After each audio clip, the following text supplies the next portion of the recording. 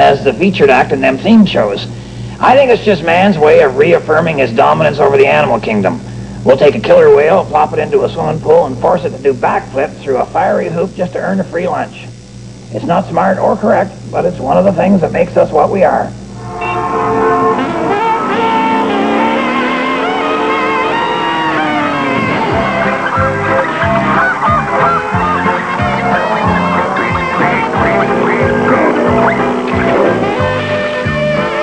The Surgeon General has declared that smoking is hazardous to your health. Stay tuned. Bill and I are going to go fishing in a rubber raft, which is not completely successful. And our old pal Buzz Sherwood is going to say hello to Harold. I always like it when he hurts Harold. Ooh.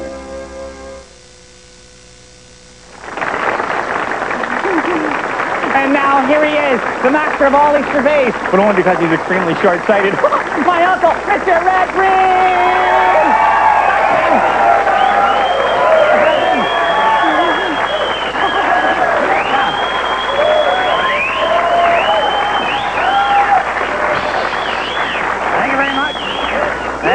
Yes, it's true. I am short-sighted, and I can prove that by hiring him to direct and produce my show. I'm Harold, and I'm here, and I'm hip, and I'm happening. And your history. This is going to be the last episode of the Red Green Show as we know it. What,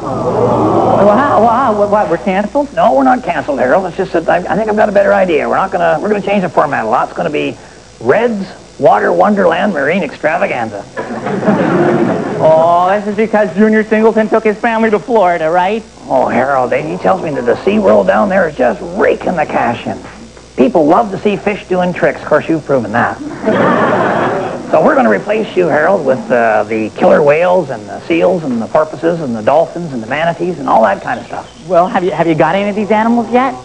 No, but we've got an aquarium, Possum Lake. And we got a rusted-out van for the fish to jump through, and we got a whole bunch of stuff to balance on their noses. Yeah, but you have to have performers. I mean, you can't do a show without talent in front of the camera. We have for years.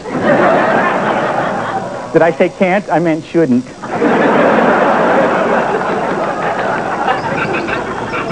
Oh, the fire in my eyes could not disguise how I felt for Heather. She held my hand like I was her man and said, zip our sleeping bags together. Well, I complied in a hurry, but she said, wait, you're not worthy. And all hope of romance was killed. My love, she turned her back on 'cause my bag was only Dacron, whereas hers was the more expensive Goose Town Phil.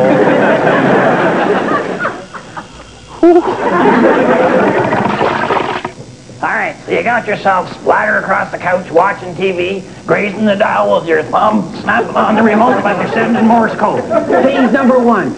Your wife said, hey, stop flicking around like a rabid banshee. You're giving the dog a conniption, eh? Find a channel and stick to it. And then you answer that you can't figure out what you want to watch until you see everything that's on. And you say all of that without taking your eyes off the TV screen. Phase number 2. She suggests a TV guide, which is what it's for. Right, now you got to tell her that your glasses are over on the table and the TV guide is up on the back of the toilet. Phase number 3. She picks up her knitting or a book or something. Yeah, and then you find out what you want to watch. A comedy, sporting event, and one of those shows where guys are shooting people. And you're going to watch all 3 at once. Then all of a sudden something really exciting happens on the comedy, eh? Like Hawkeye finds a date for radar, something like that, eh? Yeah, so you start watching that for a while, and then your wife starts watching it with you. But then the commercials come on, and you start thumbing your way on to a better show. Phase number 4. Your wife gets up, leaves the room, buys herself her own TV, and files for divorce. But it could happen. All right, well, life is about choices. And you cannot have a successful marriage and a TV remote, so I say go for the successful marriage. Well, unless the playoffs are on or it's sweeps week. Well, with everybody thinking about our new marine show, I thought I'd take Handyman Corner, show you all how to build an aquarium. Because when you think about it, what is an aquarium? Just a glass box with a big price tag. So all you need is a couple of windows that are made into different panes here. You can usually get these at your neighbor's house while he's at work. And then what you got to do is scrape the putty off there so you can get the windows out. Oh. Oh, that. I'll tell you what I'm going to do. I'm going to use maybe a propane torch of mine and just melt the putty out of there. Where's that propane? Oh, there it is. Alrighty. This should work in no time. Shouldn't be any problem. Well, I'll just get the fire. Thanks. No, maybe I'll just let the flame just burn the putty out of there. Yeah, perfect.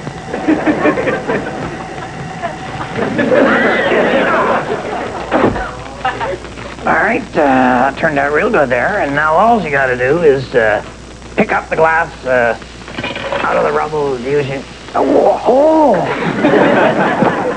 All right, you always want to let that glass cool down when you use this technique. Here's something that might be of interest to you. This is another handyman's helper. This is called silicone caulking. This stuff's a pliable glue, and it also holds out water, so it's perfect for making an aquarium.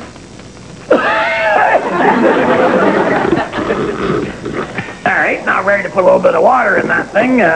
You got to let that water get in there ahead of time so that, it can kind of sit in there and get all the chemicals out of it before you put the fish in there. All right, well, if you should happen to get a leak of some kind, don't feel bad about it, nothing to be ashamed of. It's no one's fault. And the solution is very simple. More caulking.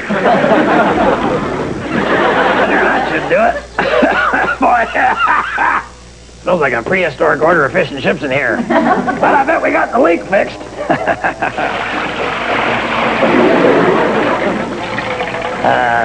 No, not quite. I think this is going to take me a little longer than we had figured on, so why don't we get back to the show, and I'll call you when I'm done. Stay tuned. Bill's going to show you what happens when you have a leak in your inner tube, and Harold's going to audition for the Marine show.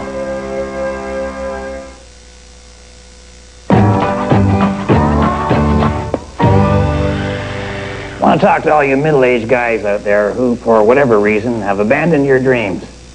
Maybe you dreamed of being an astronaut and you ended up as a space cadet.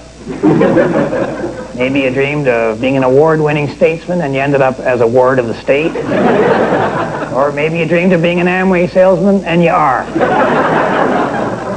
Whatever the disappointment, at this point in our lives, we shouldn't be bitter. Maybe we set our goals too high. My personal goal was to set the land speed record in a rocket car that I would design, engineer, and build. But in retrospect, I think that was a bit of a long shot, especially after I dropped out of junior high. But as we've been to the last half of our lives, we got to stay ambitious, but maybe we should make our dreams just a little more realistic, eh? Why don't you vow to go to your grave with at least one of your own teeth?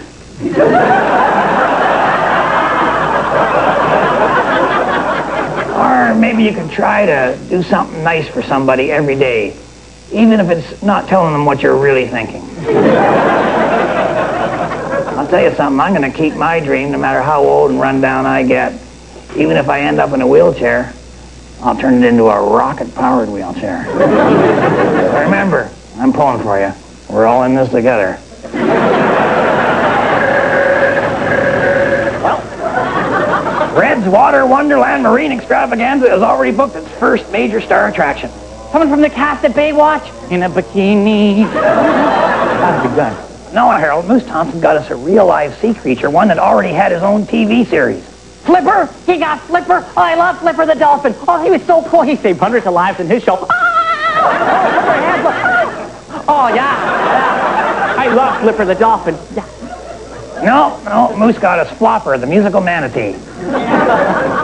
Flopper the manatee? Yeah. Had his own series? He certainly did, Harold. It was Flopper's Ragtime Riverboat Review. It was on community access until the community saw it. And then Flopper kind of went downhill after that. A bit astray on us, but has gone to the Betty Ford Aquarium. Got himself all cleaned up, lost 900 pounds. He's coming back in great form, going to do the backflips and jump through hoops and balance stuff on his nose. What about me? Well, you're a little heavy to balance on his nose, honey. No, I mean, like, what about me in the new show? Is there a place where I fit into the new show? Oh, sure there is, Harold. Well, we're going to need an audience, aren't we?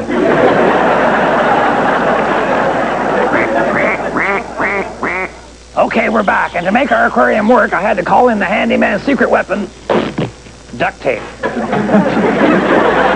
I guess we all know she's going to be watertight now, huh?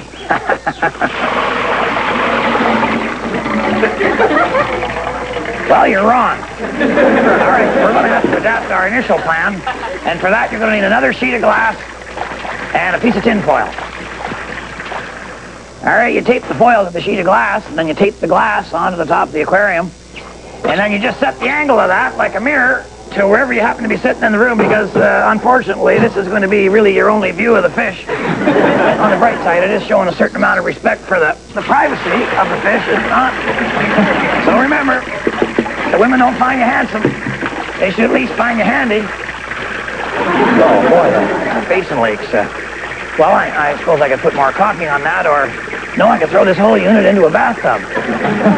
Or into a dumpster. Here we are with our resident bush pilot, Buzz Sherwood. How you doing, Buzz? Hey, it's the big red guy! Hey, Harold, how's directing? Oh! So, Buzz, you want to do some flying today? Sure, as long as it doesn't break any of my new air safety rules. Like, rule number 1. Man, I'm not finding any more lawyers up here. No way, man. On these hunting trips, all the time we're airborne, right? They go, Buzz, my door won't close properly, or Buzz, is the wing supposed to wobble like that, or Buzz, we didn't sign a release form and that makes you culpable. I suppose if I knew what that meant, I'd know how to react. Buzz, how do you feel about flying manatees? Manatees, is that like those Mason or Shriner guys? Because I flew a fat Shriner. No, the manatees are kind of like a fishy mammal. There's 2 of them. They're kind of big, probably looking at 2.5 tons there. Oh, that should be no problem. I'll bring them in by the north end of the lake, away from the cottagers. But there are a lot of tall trees up there, aren't there? Yeah, but not by my second pass. All right, then. Tell you what, Moose Thompson will go along with you to supervise, all right? Whoop! Moose Thompson, no way, man. Too much weight. Now we're bending the needle. No way. Can't do, baby.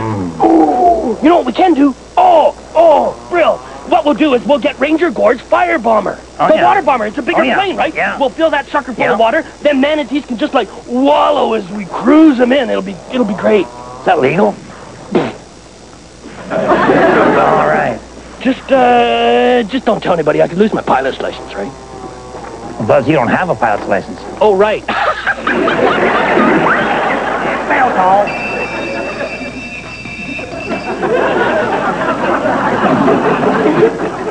Have a letter today from David of Calgary, Alberta. And David asks, have you ever tried a Mep Cyclops? Oh, yeah, I believe I drank one of those when I was in the military. Fire down one of those pups, it'll last you a whole 3-day pass. Uncle Red, he's talking about a fishing lure.